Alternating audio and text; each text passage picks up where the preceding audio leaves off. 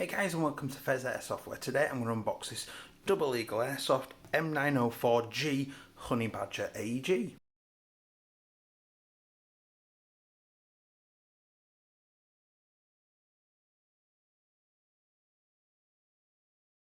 Hi guys, and welcome back. If you enjoyed my video today, please do like and subscribe because you will be really helping me out. So here we've got the next unboxing from the £900 order that we did recently. If you've not seen that, go back and check it out. There was some great stuff in there. So this is something new from Double Eagle. This is the Honey Badger clone that they're producing, or the M904 as they call it. This is the G variant. This is a really short one. And this is something completely new from them, and it's got the Falcon control system in it, which is a programmable gearbox. So it's obviously a MOSFET system that's programmable using the trigger. So get through the box pretty quick. This is the variant. I've got the little tiny G version in black. Apparently they can get it in grey and tan as well. Little bit of information just out and about. It's quite a nice box actually. Quite impressed with the box quality, and although the box doesn't mean an awful lot, as a few people have commented, it is quite nice to get a nice box, as you feel like you're buying something a bit more special. Like with a TM, you get a nice box. So got it out, just a pull-out tray, nice plain black tray. I'm going to lift the foam lid, and here we've got the basic details. So we've got the chronoing sheet showing it's doing just below 350 by the looks of it. That's 346, 345. So right under 350, exactly where I want it. So that's brilliant. Thank you very much for that, Taiwan gun. We've then got a bit of a manual that looks like the manual, but in Polish. That is the manual in Polish. We've got the Toy Gun Intelligent Module 2.0. So there we've got the little manual as well as how to program it. And go through the different settings, and then we've got the actual manual itself showing you the basics of selector safety, setting the mount rail, foregrip. I don't believe there's one included in this, we'll check in a minute, setting up the battery, and messing with various bits and pieces in there and cleaning the barrel. So nice bog standard thing. Cleaning rod, obviously straight out of the box there. 300 round metal high cap, that's quite nice, quite impressed with that. A little box of bits, let's see what's in here. So we've got, so that is a Dean's connector, I'm assuming to solder onto a battery. That is a Dean's to mini Tamiya connector as well, which is quite, that's quite nice. You get a winding key for the high cap. Maybe it's a JG made high cap, a Jingong, because that's what they used to do, and an Allen key for adjusting. So I've got those bits out of the way, and there is the actual Honey Badger itself. Now that's quite light actually. I don't know, I was expecting, but that's significantly lighter than I was expecting it to be. And pretty much all of the externals are like a nylon plastic. It's solid, there's literally no movement in that whatsoever. That's absolutely rock solid. And the look of it is pretty cool. They've obviously gone for like an M-LOK style grip, so I assume M-LOK accessories will fit in there quite nicely. You've got an adjustment screw there. I assume this is to move the front end slightly. We'll possibly look at that in the disassembly. You've got a really nice rock solid muzzle brake here. I do like that. I don't know if that's actually threading on the outside, or no, it is threaded, so I assume there's some sort of accessory that you can get, like a quick screw-on suppressor. It does look a little bit like it's threading inside there. It's not actually threading, it's just patterning, but that is a cool looking muzzle brake. I do like that, and it adds to the look of this overall. So you've got a nylon plastic front end there with a flip up sight at front and rear. Those sit quite high, they're quite nice looking. Obviously make it quite easy to spot your targets and things, although I must admit I'm not always one for aiming down my sights, and just generally a point and fire. That's probably why I'm quite trigger happy, because I don't really particularly aim. Moving on to the upper then, again continuing nylon theme, you've got the quite like the charging handle. I was hoping, no, the charging handle doesn't lock back the ejection port, it just pulls it back, but it does expose the rotary hop unit in there, so you can see the hop, it says to go down for hop. Let's have a look. And that does click really nice. It takes a nice firm click, so that's not going to go anywhere, which is quite nice. I'm quite impressed with that. you've got a metal dust cover there, and it does eject it when you pull on the charging handle. The lower then you've got an ambidextrous selector, which I quite like. It's quite a common feature now. It's nice, particularly if people are left-handed and things. Quite liking the like flat trigger style thing that they've gone for there, and the slightly flared magwell is quite an attractive little touch on that. The pistol grip is actually surprisingly comfortable, and something that I find with a lot of M4s is these corners here can be quite sharp. They've basically rounded them off and made them much nicer. That's actually really comfortable to handle. It's all very nice and rounded. Obviously, because it's nylon, it's not going to particularly impact and things. We've even got a rear sling loop there to get your sling through, which is quite nice. This is your battery compartment in here, and then you've got your stock, which I do like the stock, it's a little bit different. Pinch in, and it releases it. One position. Let's go again. Ooh. Two position, that's quite firm to come out. You're going all the way out. So you've got effectively a 3-position stock, so it's all the way in, and then 2 more settings. I'll just click that back in. In fact, we'll leave that out for battery. So this is the part of the battery cover. So you push down on here, and it swings open, and it exposes what is actually a Dean's wiring. Now that's a fairly substantial amount of space in there. What I'm actually going to do is I'm going to put the stock back in, just because I want to check how much room's actually in there once we get a battery in. So just pinch that in, slide that back in. So it's reduced the space a little bit, but not massively. Just move that out of the way. So I'll get a battery in, we'll have a little bit of a test fire of it, and then we'll have a look at the programming mode. So today we're going to change things up a little tiny bit. So this is my usual battery that I run in my TK45 and whatever else I generally run that'll take it, some my Ronin Recon and things. So I'm going to try this one first. So this is a 2200 milliamp VP Airsoft racing battery, 20C rating. So hook that up.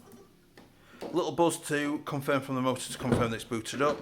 Let's see if that will actually fit in there. That's a very tight squeeze, but it's, oh no, we might actually just about get it in there. So that's mostly in there.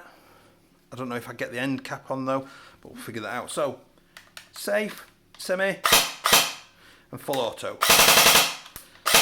That is not a bad rate of fire. That's fairly steady. That's probably a little bit better than sort of like a bog standard seamer out of the box, but then would you sort of expect that if it's got a programmable MOSFET in there? You'd probably expect a little bit better.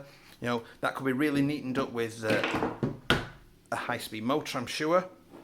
So that's that one, fairly steady away. Next, I'm going to use the adapter that's included in the box. In fact, that's the wrong battery.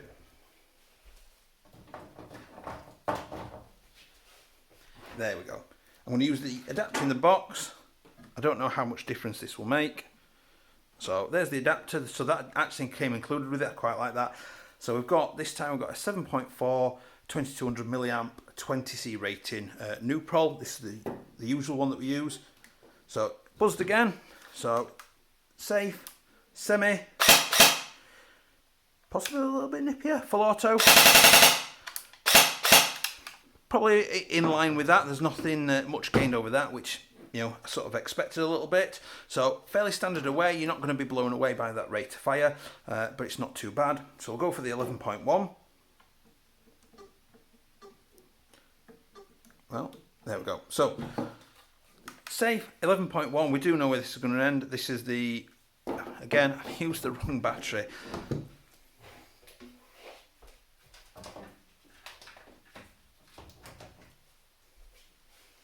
There we go. So 2600, 11.1, 20C rating Nuprol. This is the normal battery. So here we go. Put that on there. So safe, semi, much nicer. Much nicer. Ooh, I like that. I am impressed with that. So as we always knew, the 11.1 was really going to whip it round quick. It does sound a little bit like the gearbox is maybe a little bit scratchy. That might be, the motor might be sat a little bit low. The shimming might be off slightly, but it's not horrific. It's definitely not the worst I've ever heard out of the box. So what I'll do is I'll hook the battery back up and we'll have a look quickly at the programming mode. and then I'll sort of give my final thoughts. Obviously, I do apologise again that I am unable to do shooting tests. I have got somewhere to go and do it, but unfortunately due to UK lockdowns at the moment, that is just not possible. I can't go and film it. The minute that it's over, I will be... future unboxings will be done with test fires in as well, just to show the kind of standard out of the box range that they're getting. So quickly just to mention, this has got a quick change spring. Let's just have a look down the stock and see if I can see it down there. There is a big a Torx head screw down there that needs accessing. I assume this stock comes off, and then there'll be a quick change spring system in there. In fact, we'll do that in a minute. It has got a 7mm bearings in there as well, and then obviously you've got the programmable MOSFET in here. So the way we do it is with the battery, and I'll just put those in there just to keep them secure. That's not the biggest of battery areas. You're probably going to need a relatively small LiPo, although I'm getting pretty close to that being fitting in there. So you hold it down, and I got 3 buzzers, and I'm going to pull it once, and that's put it into the trigger mode to set the number of shots. So I'm going to go 1, 2, 3, 4. It's confirmed 4. I'm going to switch it round to auto and back. So safe. Semi now should give me single, and then full auto should give me 4 shots, and it does. So what we did there is we put it in programming mode. We set it into the multi-shot burst. I think they refer to it as basically the setting where we control how many shots on instead of auto, and it's 1 to 5 shots. So I then did the number of shots I wanted, and then I put it round to auto and back again, and it basically set that up. If I want to clear that off, I go back to safe, and I'm just going to hold that down. I get 3 beeps, a little bit longer, and I got the long beep. That says that I've cleared it all back, so it's now back to safe, semi, and full auto, which is what I wanted it back to. So the second setting, if I get into programming mode again, so wait for the 3 beeps, and go 1, 2. That now puts it into the trigger sensitivity mode, I believe it is, where if I pull it and then go round, so I'm barely touching the trigger now. I think there's 3 levels of sensitivity, so I'll reset that back to normal.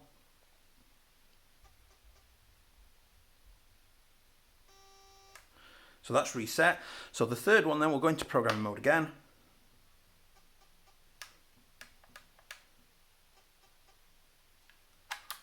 I believe so this is just turning it on and off. So this one, the third mode, sets semi to a double shot. I think I've done this right. So semi, safe, semi now. So it's almost like a binary trigger that one shot happens as you pull the trigger, and the second shot happens as the trigger comes out. It's what's called a binary trigger. So they've put a binary trigger feature in it, which if you like that sort of thing, it means you can sort of snap up your rate of fire. Obviously, if you lower the trigger sensitivity, it's sort of getting close to the, I know it's going to anger a few people, the speed soft sort of finger trigger, the trigger tickle, where you sort of get the 2 fingers going, and if you've got that binary trigger, you can be just hammering those single shots in and out pretty damn quick. And I know a lot of players do like to play in semi-auto only and do that sort of thing. So I'll clear that all down. 3 beeps and a long beep, and release. So it's all reset back to bog standard now. So safe, semi, auto. So we'll clear that. That's actually quite a nice simple system. It's easy going, and some interesting features there that people would probably use. In the majority, that's what people would want to use. So I'm just going to get some tools. We'll take this off, have a quick look at the quick change spring. So I've got my tools. It does look like it's a Torx head screw that's all the way down in there. Hopefully you can see that in there at the bottom. So I'm just going to get, wondering if, no, I'm going to go for the full extension bar. So in the end, I've used a Torx 25 or T25 part, and that's locked in with it. So I'm just going to undo that screw. And you can see the stock is coming away there. It's getting really loose. There we go. So that's fully loosened off. Get that out of the way. So there's the screw. Oh, there's the adapter. Keep the screw down there. So you've got a Torx 25 screw in there. And there is the quick change spring system. So I'll just nip that in there. Oh, there goes the spring guide. Clumsy. So it's just a quarter turn twist. There's the spring. Now that doesn't look, that's not a terribly strong spring, that. I wouldn't want to put my money on what kind of sort of rating it is, but that's not a terribly strong spring. So it must have fairly good compression, but we'll explore that in a future video. It does look fairly clean down inside that gearbox in there, but we'll discover that in a full upcoming in the future unboxing video. So for now, I will reassemble that and put it back together. You know, I'm quite impressed with this. It's quite a solid build. I seem to remember Double Eagle from the very cheap sort of shotguns that they used to do that tended to not last very long. As proof that the spring's not mega strong, it's I've been able to fully put that back in using just my thumb, compress it back in, which doesn't take an awful lot of strength to do that. Get that back in there. So I'm quite impressed with this build. You know, I remember them as all doing the dodgy little shotguns that were sort of very cheap and broke very, very quickly, but they had some cool, interesting designs. And then I don't seem to recall them doing anything for quite some time, and then all of a sudden they've come back out with this, and actually they've played quite a blinder with this. I'm actually moderately impressed. The Honey Badger is a design style that I quite like anyway, so you know, it's fair play to them. They've sort of obviously seen a niche in the market and they've gone for it. Bear with me. Okay, so a little bit fiddling, just getting things lined up properly again. I don't know if I'd just not got this spring guide, quick change spring guide, not lined up properly, but it just didn't seem to want to go back together. So I've done that now. So you need a Torx 25 bit to take that screw out. So as I was saying, Double Eagle, I don't remember them mega fondly, other than they had some cool looking but ultimately not very good shotguns. This is like completely out of nowhere, absolutely solid looking build quality. You know, you look at the gearbox down there, the solid looks absolutely solid, brilliant. The hop looks good quality, the casting of the plastic looks good quality. It's you know, it's definitely looking very, very positive. And left my screw bit in the stock, and mistakes all over the place. So I'm impressed with that. I am actually looking forward to getting that out and disassembling it initially, and then ultimately getting it fired as well, so you can see what it shoots like, what the hop's like, and things like that out of the box. Fairly decent value package. Really nice looking piece of kit. Well done, Double Eagle, for what looks to be a really, really interesting piece of kit. So I will leave the usual photos for you straight after I've finished talking. Please do like and subscribe because you're massively helping me out, and I will see you next time. Bye.